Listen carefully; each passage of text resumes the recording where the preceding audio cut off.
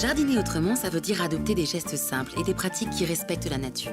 Mais ça veut d'abord dire penser aux fondamentaux comme s'occuper de ce qui est du climat, non pas de la météo mais bien du climat. On a un climat général, mais si effectivement on a une maison tournée plein sud, eh bien devant on va être dans des conditions qui vont être quasi désertiques parce qu'on sera en plein soleil, et si on est derrière, on sera dans des régions nordiques. Donc il faut toujours faire attention au climat dans son ensemble. le climat conditionne nos plantations, mais la qualité du sol est également un élément déterminant. Faites un diagnostic de votre terre pour pouvoir planter à bon escient. Bien connaître son sol, ça permet d'éviter de faire des bêtises. On peut former une boule et puis voir comment ça se comporte. Si la boule se tient, c'est qu'on a déjà un pourcentage d'argile dans le sol qui est assez important. Si on n'arrive pas à former une boule, c'est que le sol est sûrement très sableux. Climat, sol, vous devez donc bien connaître votre environnement pour bien jardiner, car plantes et légumes se répartissent sur vos terres en fonction de ces deux critères. Ensuite, à vous de choisir les plantations adaptées et de bien les planter. Il y a un adage que j'aime bien, c'est la bonne plante au bon endroit. Quelquefois, on va faire une plantation parce qu'on est séduit par l'allure d'une plante, puis on va le mettre dans son jardin, mais on n'a pas peut-être suffisamment réfléchi par rapport à la croissance ou aux besoins de cette plante. Réfléchir à tout ça en amont, c'est s'éviter bien des désagréments et permettre à son jardin de s'épanouir en toute quiétude. Souvent, on dit un bon jardinier, il a la main verte. Moi, j'y crois pas trop. Je pense qu'il a l'œil vert. C'est-à-dire qu'il va être capable de s'intéresser au quotidien à son jardin, d'observer les choses pour pouvoir agir avant que les dégâts soient intervenus. Et pour avoir l'œil vert, penser biodiversité est un bon réflexe pour renouer avec la nature, en mettant en place des aménagements qui vont favoriser la faune et la flore sauvage. Une démarche qui passe par des gestes simples comme laisser un coin de son jardin au naturel, aménager des abris pour les animaux, faire un compost, protéger son sol naturellement.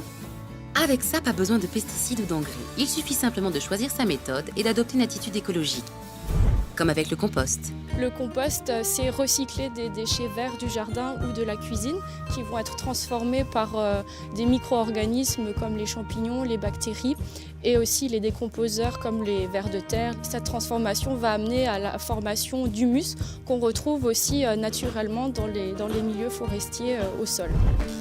Dans la nature, rien ne se perd et tout se recycle. La technique du paillage est également un très bon moyen d'enrichir et de préserver votre sol.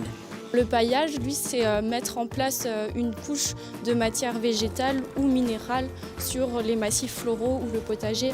L'avantage du paillage, c'est qu'il limite l'apparition des herbes spontanées. Il conserve aussi l'humidité, donc ce qui permet d'arroser beaucoup moins. Il évite aussi la sécheresse du sol et son érosion.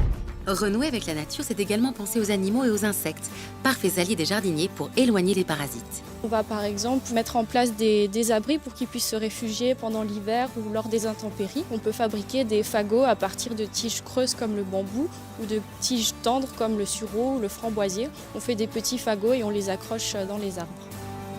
L'important, c'est de donner envie à la faune de venir se poser dans votre jardin, car les petites bêtes qui s'y promènent participent à son cycle naturel. Aujourd'hui, dans les jardins, c'est primordial si on veut qu'il y ait un équilibre qui s'installe. Et on a tendance, nous, jardiniers, à être un petit peu trop formalistes sur le jardin et à avoir des notions de jardin propre. Ça veut dire aussi qu'on ne veut plus rien, ni d'herbes sauvages, ni de plantes sauvages, et encore moins les animaux qui les accompagnent. Certes, on ne veut pas forcément accueillir tous les nuisibles au jardin, ce n'est pas l'objectif, mais on peut essayer de faire en sorte qu'il y ait un équilibre qui s'installe. Et pour que cet équilibre s'installe, favoriser la présence de prédateurs naturels est une bonne chose, même une très bonne chose. Parmi eux, il y a le hérisson, évidemment, il va y avoir le crapaud. Alors pareil, c'est des animaux qui rebutent un peu les gens, mais il est très efficace pour manger un certain nombre d'insectes, de mollusques au jardin. Vous pouvez accueillir facilement, évidemment, la célèbre coccinelle, la chrysope, on l'appelle aussi la demoiselle aux yeux d'or. On peut accueillir aussi le perce-oreille, qu'on appelle forficule. Tout ça, c'est des insectes qui sont considérés comme auxiliaires, aides du jardinier. et si vous souhaitez un peu aider la nature, quelques recettes de grand-mère peuvent s'avérer bien plus efficaces qu'un pesticide. Il existe, par exemple, contre les limaces ou les escargots, ce qu'on appelle la planche à patates, en y mettant des rondelles de pommes de terre qui vont attirer ces limaces et qui vont pouvoir y rester même jour et nuit. Elles n'auront même plus besoin d'aller manger vos salades ou vos jeunes pousses parce qu'elles seront concentrées sur cet aliment. Ce qui vous permet donc tous les jours, régulièrement, de soulever cette planche et de ramasser manuellement ces limaces et de les remettre dans la nature à un endroit plus propice pour elles. C'est très facile à mettre en œuvre. Toutefois, si une maladie ou une invasion de pucerons ravage votre jardin et que l'utilisation de pesticides devient nécessaire, assurez-vous que Mon produit est bien fait pour moi, jardinier amateur, c'est-à-dire qu'en France, on a la chance d'avoir un logo emploi autorisé dans les jardins, qui veut dire que ce produit a été spécialement conçu et dont on a évalué les risques pour la santé et l'environnement. Maintenant, dans les points de vente, il y a des gens qui sont certifiés, qui peuvent donner des conseils. Donc, ne pas hésiter à se faire aider.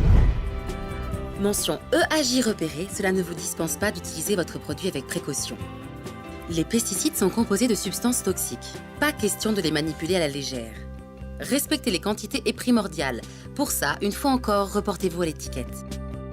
Les doses sont exprimées en unités faciles à comprendre, qui correspondent à la taille du jardin. Et alors, il n'est pas nécessaire d'en mettre plus que ce qui est recommandé. Et puis, on pense à se protéger. Mais se protéger, ça veut dire quoi? Évitez de traiter en short et en t-shirt. Il faut avoir un t-shirt à manches longues, un pantalon et puis des gants. Parce que la phase de contamination la plus importante, ce sont les mains. Également, si on a des enfants, si on a des animaux de compagnie, eh bien, le temps que l'on fait son traitement, on les éloigne et on attend que ce soit sec pour que les gens reviennent dans le jardin. Vous l'aurez compris, on ne rigole pas avec les pesticides. Et surtout, on ne pulvérise pas son jardin à la première occasion venue. L'intervention, qu'elle soit chimique voire de biocontrôle, ça ne doit pas se faire dès le premier puceron présent sur mon rosier ou sur mes légumes.